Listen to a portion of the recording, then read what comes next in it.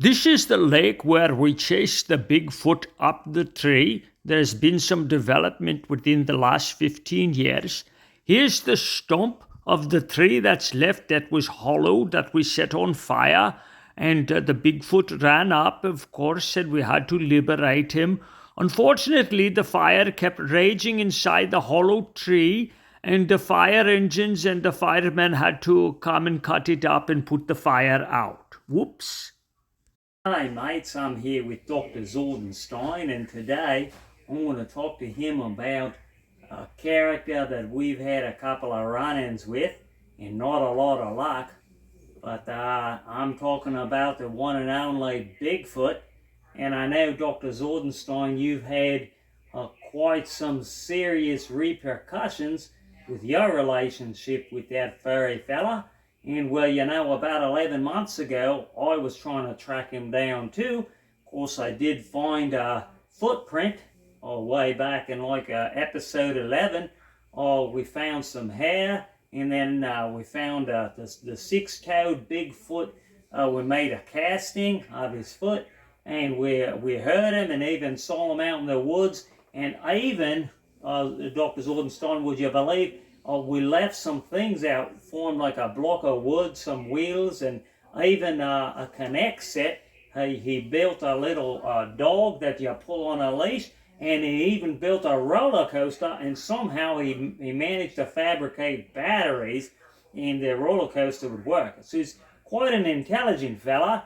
Of course, not as intelligent as maybe you, but he was definitely able to outsmart me, and it just wasn't able to catch him. And I know that you've had some unique experiences with our furry fella Bigfoot that you'd like to go over. Yes, GL-1, I do have quite a tale to tell, and I'm going to start at the beginning because that's where it starts. Now, I had a sister. She lived in upstate New Amsterdam, and she would go out with her family, and they would go camping and hiking and enjoying the wilderness. And well, about 15 years ago, she disappeared. But before she went, she left some footage of where she was, and there was some shaky camera angles and screaming, and I heard grunting sounds much like the sounds that you'd heard when you were hunting the Bigfoot about 11 months ago. Well, it is the same sounds, and I recognized them from the 1970s video of Bigfoot. And so I knew that right away that my sister and her family disappeared, not from some sort of wild cougar or perhaps a lion or a bison or a bear or a pack of wolves or any other creature, perhaps the werewolves or things such as this otherworldly nature. So I went out with some friends and I went to go find a Bigfoot, and I have some footage I will show you of the area of where we did see Bigfoot.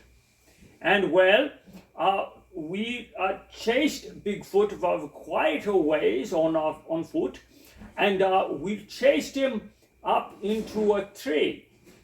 And well, we wanted to scare the Bigfoot and get him down, because we had questions we wanted to ask Bigfoot.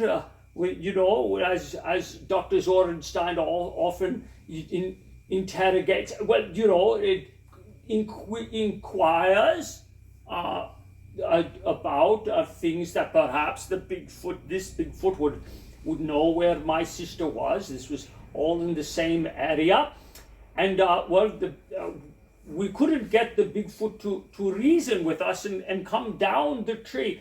So, well, we set the tree on fire, only to scare the Bigfoot, to get him to leap down, and then perhaps we could, we could question the Bigfoot. Ask him a few questions about perhaps my sister and encourage him a bit, to answer these questions.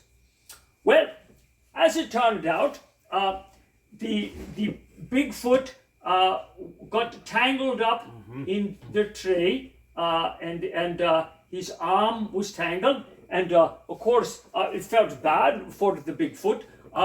He was hanging there.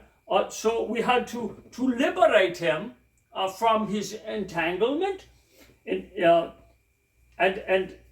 so we liberated the Bigfoot from his entanglement, and well, I have a bit of a souvenir, because what happened is the Bigfoot liberated himself from his entanglement, and he ran off, but he left us something, and I have that here. You see, now it's 15 years old, so it's a bit desiccated, and well, it's changed color, because Bigfoot, although the fur is dropped off, okay, but well, Bigfoot left us one of his clawed hands.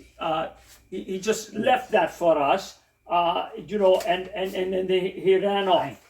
So this is a clue, and I've taken DNA samples. It is definitely a Bigfoot hand, and well, we are going to at the Zordenstein Institute for Otherworldly Things. We're going to look for Bigfoot. I've got some help, and we're going to go after the Bigfoot, and we're going, to once again encourage Bigfoot to divulge some information. Now, it will be easy this time to recognize the Bigfoot because he happens to be missing part of his arm. So this will make him very recognizable, and I also have some science behind how I'm going to find him with a help that no one else has ever thought to use. Let's just put it that way. That's quite a tale, Dr. Zordenstein, and I gotta say, a bit sad. And I really gotta wish you some luck on finding Bigfoot. And if you need any help, I'll be there to help you. Because somebody's gotta do something about Bigfoot. And I know you're just the fella to give it a shot. Yes, well, thank you very much for that. I'm wishing you all the luck Appreciate and all the help I can give you.